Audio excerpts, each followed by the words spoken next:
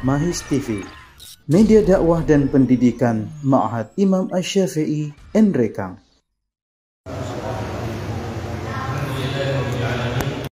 Salatu wassalamu ala asyrafil anbiya'i wal mursalin Nabiina Muhammadin wa ala alihi wa ashabihi wa man tabi'ahum bi ihsanin ila yaumiddin. Amma ba'd. Ma'asyiral muslimin rahimani wa rahimakumullah. Alhamdulillah, pada malam Jumat kali ini Allah Subhanahu wa taala memberikan kita berbagai macam kenikmatan sehingga masih dapat diberikan taufik untuk berkumpul di salah satu dari rumah-rumah Allah Subhanahu wa taala untuk menuntut ilmu, yang mana dengan ilmu inilah seseorang bisa akan meraih keridhaan Allah Subhanahu wa taala. Dengan ilmulah seseorang bisa meraih keridhaan Allah Subhanahu wa taala. Kemudian salawat serta salam senantiasa tercurahkan dan terlimpahkan kepada baginda Nabiuna, suri tauladan kita, baginda Nabi Muhammad sallallahu alaihi wasallam, kepada keluarga beliau, sahabat beliau, dan orang-orang yang mengikuti jalan beliau. Ma'asyiral muslimin rahimani wa rahimakumullah. Adapun pembahasan tema kita pada malam hari ini insyaallah adalah berkaitan tentang sifat istri solehah. Sifat istri solehah yang sempat tertunda beberapa bulan dan sempat kita mulai beberapa pertemuan. Yang kemarin sudah sampai sifat keempat. Sifat yang keempat, sifat istri solehah yang keempat, yang mana risalah ini atau buku ini, buku kecil ini merupakan muhadarah atau kajian yang disampaikan oleh Syekh Abdul Razak bin Abdul Muhsin Al-Badr, seorang ulama di Madinatul Munawwarah, yang ayahnya juga Syekh Abdul Muhsin adalah seorang ulama hadis di Madinah Al-Munawwarah. Jazakallahu khairan. Di Madinah Al-Munawwarah. Kemudian muhadarahnya beliau ini dituangkan dalam bentuk tulisan, yang mana muhadarahnya ini, daurahnya ini hanya satu sesi. Daurahnya atau muhadarahnya ketika beliau menyampaikan kajian ini hanya satu sesi. Dan sebelumnya, untuk mempertegas lagi bahwasanya inti dari tujuan beliau menyampaikan kajiannya atau ceramahnya tidak terbatas kepada ummahatul mukminin atau kepada wanita-wanita muslimah saja, akan tetapi risalah beliau ini, ceramah beliau ini mencakup ke seluruh umat muslimin, seluruh umat muslimin. Karena kita umat muslimin tentu juga memiliki yang namanya wilayah, punya tanggung jawab, dan di antara tanggung jawab kita adalah orang-orang terdekat kita. Dan insyaallah semuanya memiliki kerabat wanita, semuanya memiliki kerabat wanita, sehingga dengan mengetahui kriteria ataupun sifat-sifat istri solehah ataupun wanita-wanita solehah, kita bisa menyampaikannya, paling tidak menyampaikan kepada kerabat kita, Baik. Semoga Allah Subhanahu wa taala memberikan taufik kepada kita semuanya.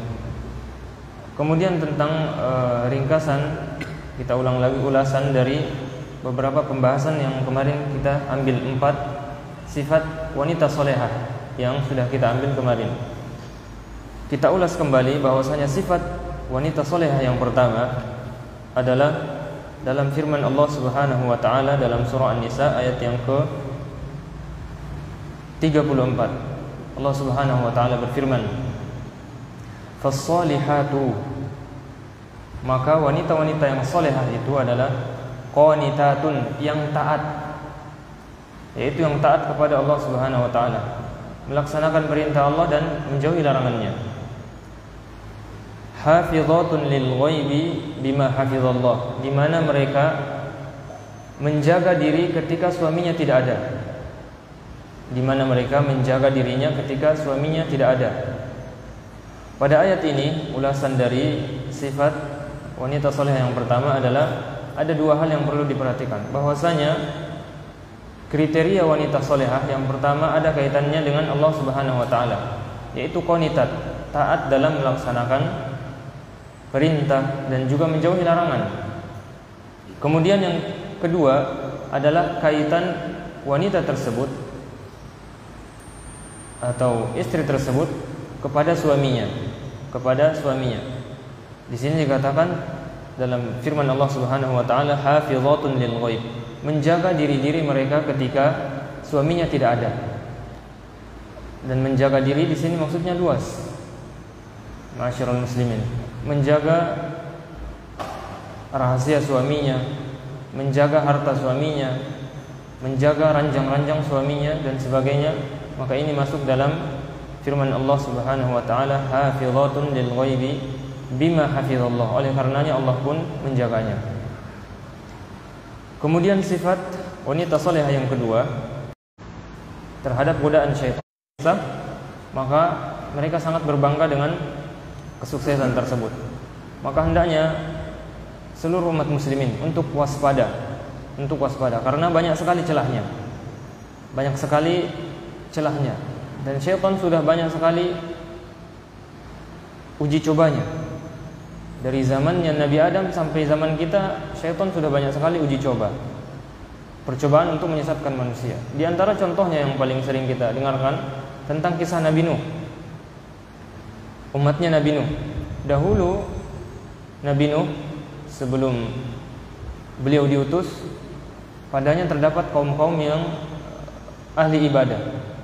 Kemudian setelah ahli ibadah tersebut meninggal dunia semuanya, datanglah syaitan membisikkan. Dan syaitan dia selalu menghiasi pandangan manusia. Keburukan itu dihiasi dengan kebaikan. Dengan mengatakan, orang yang meninggal tadi buatkan patung. Orang yang meninggal tadi, yang soleh tadi, dibuatkan patung. Tujuannya apa? Supaya tambah semangat dalam ibadah, supaya semakin semangat dalam ibadah. Akhirnya terjadilah apa yang terjadi. Umatnya Nabi Nuh melakukan hal tersebut. Memang awalnya mereka semangat dalam beribadah ketika melihat patung tersebut. Tapi ketika zaman telah berlalu, orang-orang yang mengetahui tujuan dibangunnya patung tersebut atau batu tersebut sudah tiada semuanya. Datanglah generasi berikutnya yang tidak tahu tujuan dibangunnya patung tersebut. Lalu datanglah lagi syaitan membisikkan dan mengatakan, dahulu ayah kalian membangun atau nenek moyang kalian membangun patung-patung ini tujuannya untuk disembah. Lihatlah syaitan dengan berbagai macam tipuannya berhasil mengelabuhi manusia dan menyesatkan manusia. Maka hendaknya bagi kita untuk mewaspadai diri kita dari godaan syaitan. Kemudian yang ketiga, sifat wanita solehah yang kita ulas lagi adalah senantiasa memberikan kebahagiaan kepada suaminya, memasukkan rasa bahagia kepada suaminya, baik itu yang berkaitan dengan zahirnya yang nampak, contohnya penampilannya, keadaannya dan sebagainya, senantiasa dijaga. Kemudian juga perilakunya, akhlak dan budi pekertinya. Ketika suaminya memandangnya, maka sang suami selalu berbahagia. Oleh karenanya ketika Rasulullah SAW ditanya, "Qila ya Rasulullah, ayyun nisa'i khairun?" Wanita manakah yang paling baik? Maka Rasulullah SAW bersabda, "Allati tasurruhu idza nazar." Yang membuat kita bahagia kalau dilihat, kalau dipandang enak, bahagia kita melihatnya. Wa tuti'uhu idza amar. Kalau diperintah, maka dia langsung taat. Ketika diperintah taat, tidak membangkang dan sebagainya. Wala tukhalifuhu fi nafsiha wa maliha bima yakrahu. Dan sang istri tadi tidak menyelisihi suaminya baik yang berkaitan dengan dirinya ataupun dengan hartanya, terhadap hal-hal yang tidak diridhoi atau tidak disukai oleh sang suami. Baik, kemudian ulasan sifat wanita saleh yang keempat ini tersebutkan dalam satu hadis baginda Nabi sallallahu alaihi wasallam dalam Sunan Al-Baihaqi, bahwasanya Rasulullah sallallahu alaihi wasallam bersabda, khairu nisaikum, yang pertama al-wadud. Al-wadud artinya penyayang. Penyayang, ada rasa penyayang dalam dirinya. Kemudian yang kedua dalam hadis ini adalah al-walud, yang subur, yang punya banyak keturunan. Dan sempat kita singgung masalah al-wadud, orang yang punya keturunan, bahwasanya kalau orang memiliki atau mampu untuk memiliki keturunan, maksudnya subur, kemudian dia memutus rahimnya tanpa uzur syar'i, tanpa alasan yang dibolehkan oleh syariat. Uzur syar'i tanpa alasan yang dibolehkan oleh syariat, maka perbuatannya ini yang tercela. Adapun wanita yang memang Allah Subhanahu wa taala takdirkan belum bisa memiliki anak, Allah takdirkan salah satu dari kedua pasangan tersebut misalnya tidak bisa memberikan buah hati, maka ini tidaklah tercela, maka ini bukanlah yang tercela. Kemudian yang ketiga dalam hadis tersebut disebutkan al-muwatiyah. Al-muwatiyah adalah wanita yang penurut, yang apabila suaminya memerintahkannya maka dia turut, taat, langsung melaksanakan. Kemudian yang terakhir adalah al-muwasiyah.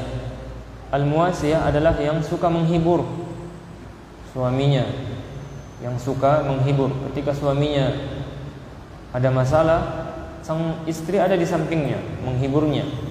Ketika sang suaminya misalnya malas dalam beribadah, sang istri ada menolongnya, menopangnya untuk semangat dalam beribadah. Maka inilah hakikatnya wanita solehah yang disebutkan dalam hadis ini. Namun semua ini, keempat sifat ini, penyayang, subur, kemudian penurut, kemudian menghibur, ini tidaklah bermanfaat tanpa ketakwaan kepada Allah Subhanahu wa taala. Oleh karenanya Rasulullah melanjutkan, idza taqainallah, apabila wanita tersebut bertakwa kepada Allah Subhanahu wa taala. Maka takwa adalah yang paling penting.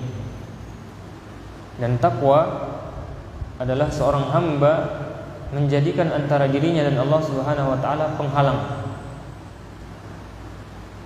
Bagaimana caranya? Dengan melaksanakan perintah-perintah syariat. Pengertian takwa, seorang hamba menjadikan antara dirinya dan Allah Subhanahu wa taala penghalang. Bagaimana cara penghalang ini dibuat? Yaitu dengan cara bimtithali khitabis syara', dengan melaksanakan seruan-seruan syariat. Seruan-seruan syariat sumbernya ada dua, Al-Quran dan As-Sunnah.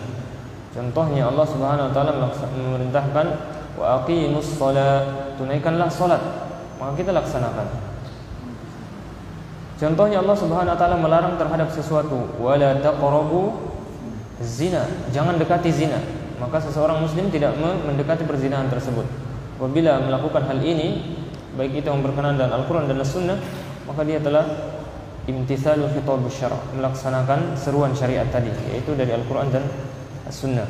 Kemudian pembahasan kita pada malam hari ini adalah tentang sifat yang berikutnya, yang kelima,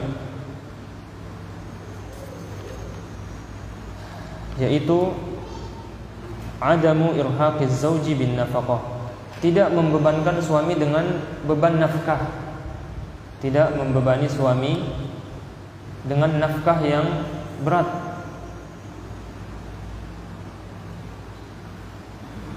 Wa alla takuna, qala al-muallif rahimahullah, kemudian beliau Syekh Abdul Razak mengatakan, wa alla takuna adatan fil baiti lil badri wal israfi wa idha'ata mala az-zawj. Kalau diberikan nafkah, diberikan harta tadi kepada suaminya, misalnya bulanannya sekian, ketika dimanfaatkan, wanita solehah dia tidak memanfaatkannya dengan boros atau dengan cara israf, yaitu berlebihan, membeli sesuatu yang di luar dari kewajaran misalnya, hal yang wajar demikian harganya, akan tetapi dibeli dengan harga yang tidak wajar. Wa idha'atan mal az-zawj, kemudian menyia-nyiakan harta suami, misalnya membeli kebutuhan yang belum terlalu dibutuhkan, masih ada barangnya akan tetapi dibeli saja, kemudian tidak digunakan misalnya. Baik. Mengenai hal ini Allah Subhanahu wa taala memerintahkan kita untuk pertengahan, sikap kita pertengahan. Meskipun sifat ini yaitu tidak boros, ini juga berlaku untuk seluruh umat muslimin, bukan cuma wanita-wanita muslimah, akan tetapi juga seluruh umat muslimin untuk tidak boros dalam menggunakan harta, bahkan pertengahan. Ketika Allah Subhanahu wa taala menyebutkan tentang sifat-sifat ibadur rahman, hamba-hamba Allah Subhanahu wa taala yang Maha Penyayang, Allah menyebutkan di antaranya walladzina, dan mereka ibadur rahman itu di antaranya adalah orang-orang idza anfaqu, apabila mereka berinfak, mengeluarkan harta untuk berinfak, lam yusrifu, tidak berlebihan. Di sisi lain lam yaqturu wa lam yaqturu, dan juga tidak terlalu pelit atau kikir. Baik, lalu bagaimana caranya? Wa kana baina dzalika qawama, dan hendaknya pembelanjaan itu, nafkah itu dilakukan dengan pertengahan, standar. Tidak terlalu berlebihan caranya, tidak juga terlalu kikir dalam mengeluarkan harta. Baik, kemudian beliau melanjutkan wal nata'ammal fi hadzal bab ma ja'a an Nabi Sa'id aw Jabir anna Nabiy sallallahu alaihi wasallam khataba khutbatan fa atalaha. Kemudian kita renungkan pembahasan ini, yaitu membelanjakan harta dengan boros. Ada suatu hadis yang disampaikan oleh baginda Nabi sallallahu alaihi wasallam dari sahabat Abi Sa'id dan Jabir, bahwasanya suatu ketika Rasulullah berkhutbah dengan khutbah yang panjang, durasinya panjang, beliau memanjangkannya. Kemudian di khutbahnya beliau menyebutkan tentang perkara dunia dan akhirat. Kemudian beliau menyebutkan anna awwala ma halaka banu Israil, sebab pertama dari kehancuran Bani Israel, anna imra'atal faqir, ada seorang wanita fakir, kanat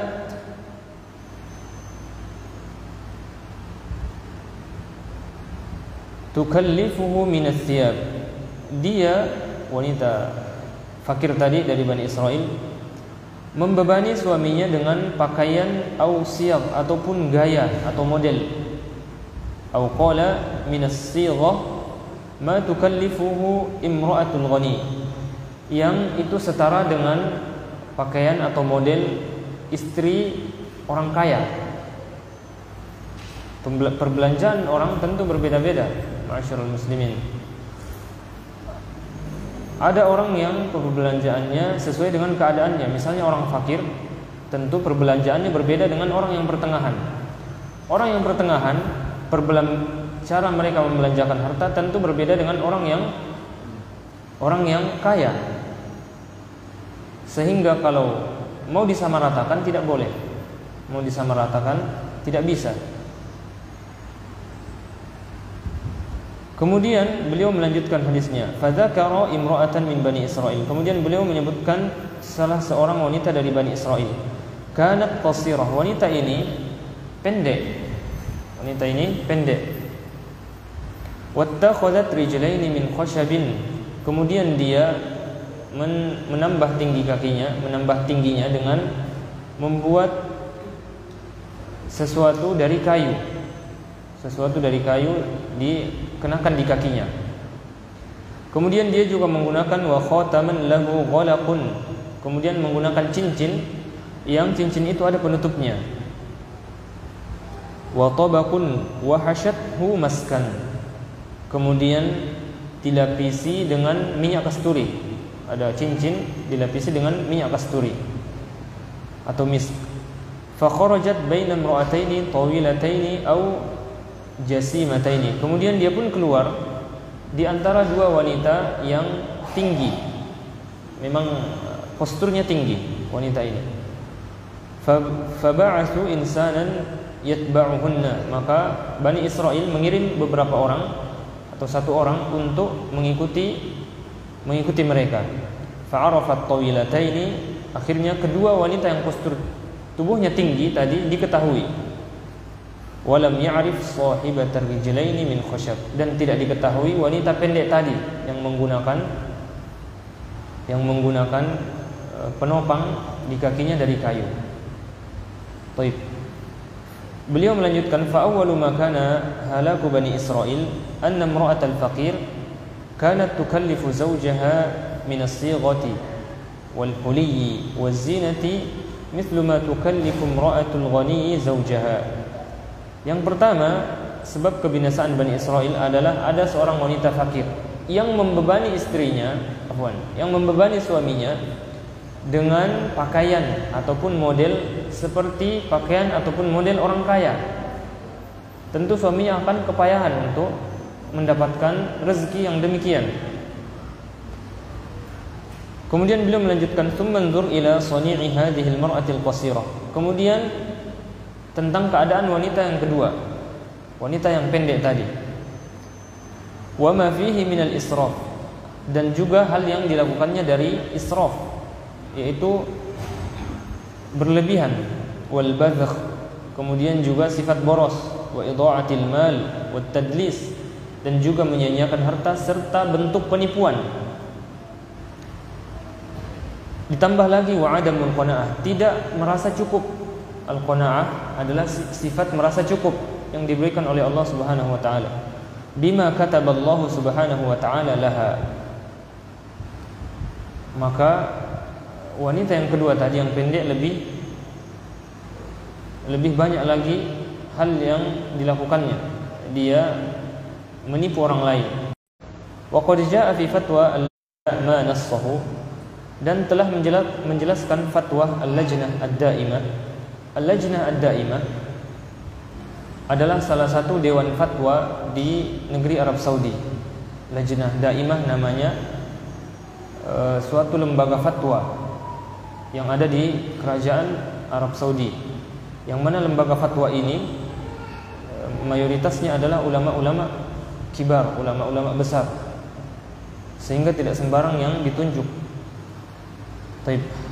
Fatwa wal injannu bil akhtari bimithli umumi qoulihi ta'ala, dan hakikatnya manusia Allah Subhanahu wa taala perintahkan untuk menjauhi hal-hal yang berbahaya.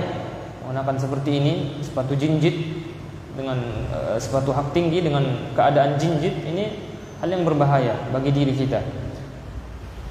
Hal ini berdasarkan keumuman firman Allah Subhanahu wa taala, wala taqtulu wala tulqu biaidikum ila tahlukah, dan janganlah kalian memasukkan diri kalian kepada kebinasaan. Dan juga firman Allah Subhanahu wa taala, wala taqtulu anfusakum, dan janganlah kalian membunuh diri kalian.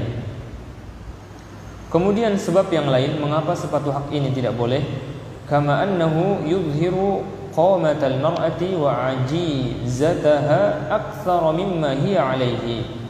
Seperti halnya ini juga menunjukkan tinggi wanita yang posturnya lebih tinggi daripada yang sebenarnya.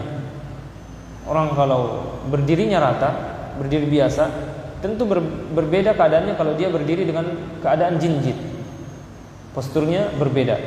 Maka menggunakan sepatu hak tinggi ini masuk dalam kategori dikatakan di sini wa fi hadza at-tadlis, dan ini bentuk penipuan. Ini bentuk penipuan.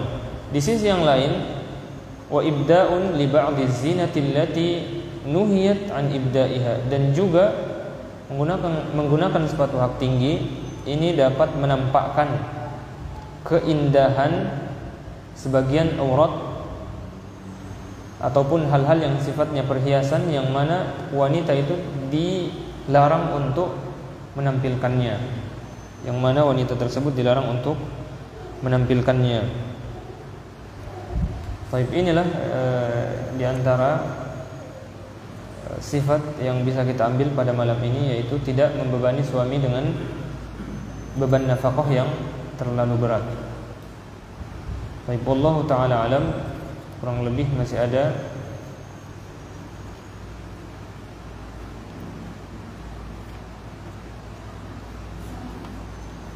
Sisa 5 sifat wanita solehah, insyaallah sedikit demi sedikit kita selesaikan. Wallahu taala alam. Semoga Allah Subhanahu wa taala memberikan taufik kepada kita semua. Subhanakallahumma bihamdika asyhadu an la ilaha illa anta astaghfiruka wa atubu ilaik. Wa akhiru da'wana alhamdulillahi rabbil alamin. Assalamualaikum warahmatullahi wabarakatuh.